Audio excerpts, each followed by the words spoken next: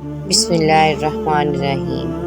السلام علیکم۔ وہ نوجوان جو 300 سالوں تک ایک غار میں سوئے رہے، اس طویل نیند کے بعد وہ دوبارہ کیسے بیدار ہوئے؟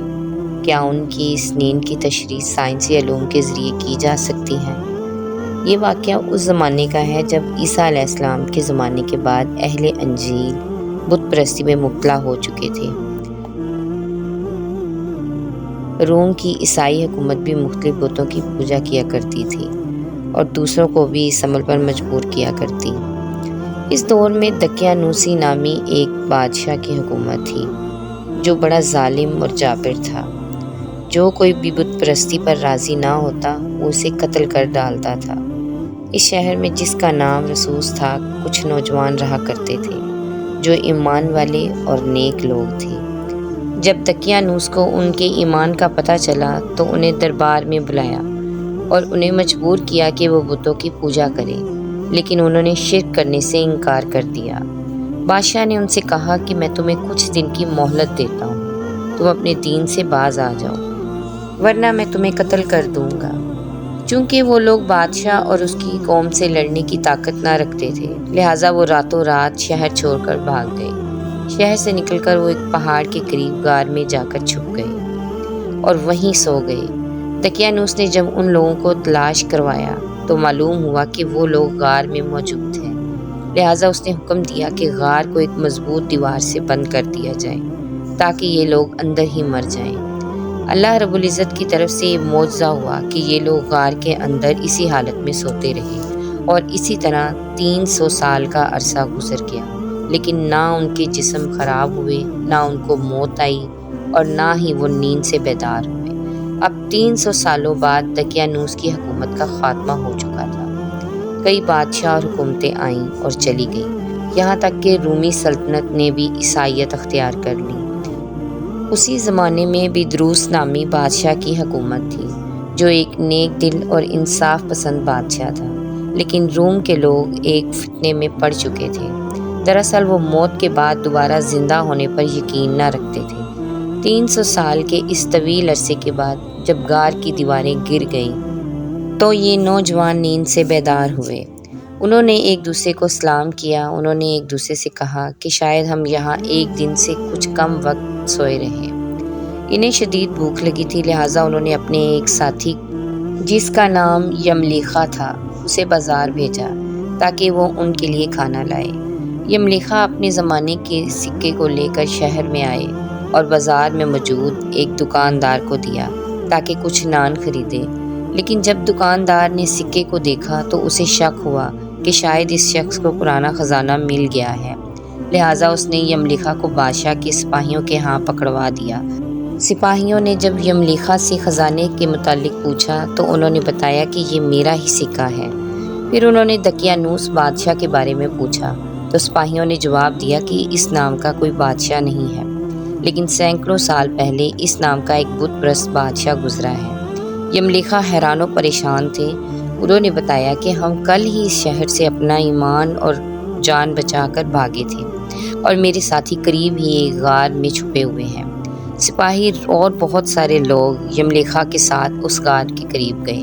وہاں پہنچ کے لوگوں نے واقعی ان نوجوانوں کو دیکھا۔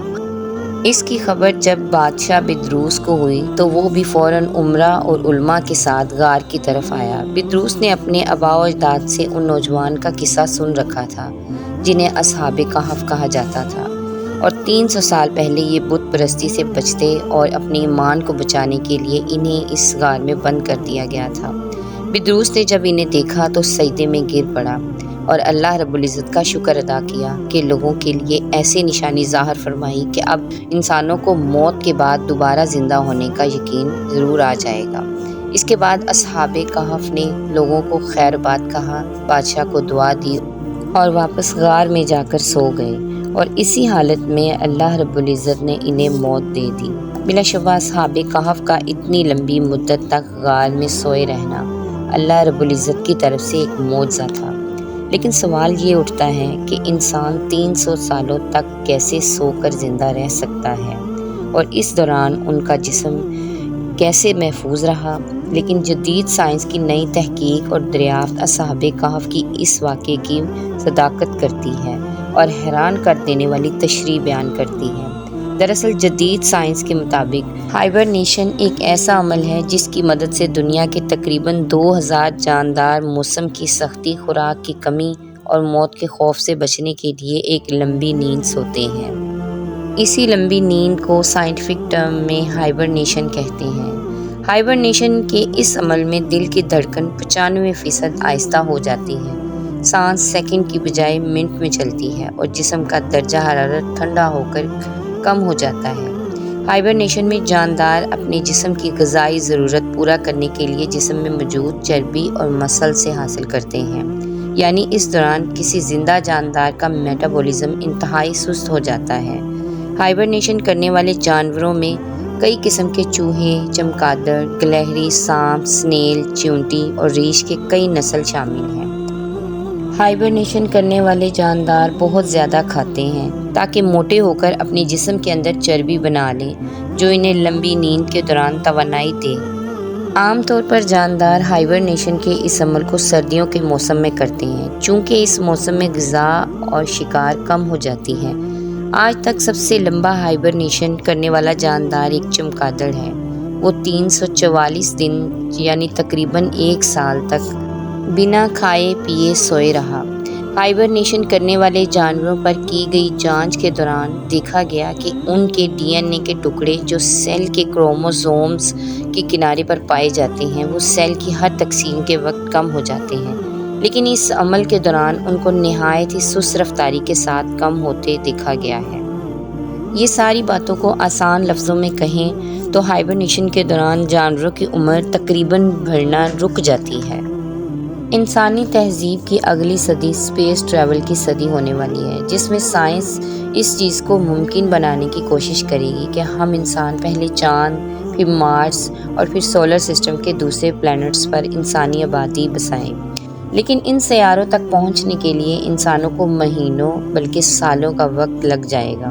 لہٰذا اتنے لمبے سفر کو ممکن بنانے کے لیے ہائبرنیشن کے اس طریقے کا استعمال ہی سب سے موزوں ہے، جس میں انسانوں کو ان اسپیس شپ کے اندر اس لمبے سفر کے دوران کئی سالوں تک بے حد کم غذا دے کر اس طرح کے ڈیپ فریج میں رکھا جا سکتا ہے، اور پھر دوسرے سیاروں تک پہنچنے کے بعد انسان ہائبرنیشن کے اس پروسیس سے باہر نکلے گا۔ سائنٹسٹ کئی سالوں سے انسانوں کو ہائبرنیٹ کرنے کی کوشش کر رہے ہیں۔ ناسا اور ای ایس اے جیسے اسپیس ایجنسی ہائبرنیشن کے طریقوں کو ایجاد کرنے میں لگی ہوئی ہے۔ اگر سورۃ کہف کے ان آیات پر غور کریں تو اصحاب کہف کے اس طویل نیند کے متعلق بتاتی ہے، تو ان کے مطابق ہم نے غار میں کئی سالوں تک ان کے کانوں پر نیند کا پردہ ڈالے رکھا، اور سورج نکلے تو تم دیکھو کہ وہ ان کے غار کی داہنی طرف سمٹ جائے اور جب غروب ہو تو بائیں طرف کترا جائے۔ یہ خدا کی نشانیوں میں سے ہے، اور ہم ان کو دائیں اور بائیں کروٹ بدلواتے تھے۔ اگر تم ان کو جھانک کر دیکھتے تو پیٹھ پھیر کر بھاگ جاتے اور دہشت میں آ جاتے۔ ان آیات کے مطابق اللہ نے اصحاب کہف کے کانوں پر نیند کا پردہ ڈال دیا تھا، جو ہماری اندرونی کانوں کی طرف اشارہ کر رہی ہے۔ یہ کان کا وہ حصہ ہوتا ہے جو سوتے وقت انسان کو کسی آواز پر چونک کر دماغ کو سگنل بھیجتا ہے اور دماغ ہمیں جگا دیتا ہے۔ مگر اصحاب کہف کے معاملے میں اللہ رب العزت نے اس حصے کو بند کر دیا تھا۔ ان آیات کے مطابق سورج کی روشنی غار کے اندر نہ پڑتی تھی اور وہ کترا کے نکل جاتی تھی۔ دراصل سورج کی روشنی انسانی جلد پر پڑنے سے ریڈیکل مالیکیول میں اضافہ کرتی ہے، جس سے انسان کی عمر بڑھنے لگتی ہے، یعنی غار پورے 300 سالوں تک ٹھنڈی رہی اور سورج کی شعاعیں ان کے جسم پر نہ پڑیں۔ سائنس کے مطابق اگر کوئی شخص لمبے عرصے تک کروٹ نہ بدلے تو خون کی سرکولیشن رکنے کی وجہ سے جسم پر زخم اور طرح طرح کی بیماریاں ہو سکتی ہیں، جسے پریشر السر کہتے ہیں۔ لیکن قرآن کریم کے مطابق اللہ رب العزت کی قدرت سے اصحاب کہف کی کروٹ باقاعدہ بدلائی جاتی رہی، لہٰذا وہ اس بیماری سے محفوظ رہے۔ سائنس کے مطابق اگر آنکھیں زیادہ عرصے تک بند رہیں تو نرو آپٹکس کو نقصان پہنچتا ہے اور انسان اندھا بھی ہو سکتا ہے، لہٰذا لمبے عرصے تک سونے کے لیے آنکھوں کا وقفے وقفے سے جھپکتے رہنا ضروری ہے۔ تاکہ نظر ضائع ہونے سے بچی رہے۔ قرآن مجید میں ارشاد باری تعالیٰ کے مطابق تم اگر انہیں دیکھو تو سمجھو کہ وہ جاگ رہے ہیں، یعنی آنکھیں جھپک رہے ہیں، حالانکہ وہ سو رہے ہیں۔ یعنی اللہ رب العزت کی قدرت سے اصحاب کہف اس طویل نیند کے دوران آنکھیں جھپکاتے رہے اور اس طرح ان کی آنکھیں اندھی ہونے سے محفوظ ہو گئیں۔ جدید سائنس کی ہائبرنیشن پر آج یہ وہ تحقیق ہے جو اصحاب کہف کے واقعے پر پوری اترتی نظر آتی ہے۔ ان تمام باتوں سے یہ واضح ہو جاتا ہے کہ ایسی طویل نیند کے بعد بیداری اور موت کے بعد کی زندگی میں کسی کو بھی کوئی شبہ نہیں ہونا چاہیے۔ امید ہے معلومات سے بھری ویڈیو آپ کو اچھی لگی ہوگی۔ ویڈیو کو لائک اور چینل کو سبسکرائب کرنا نہ بھولیں۔ جزاک اللہ خیر۔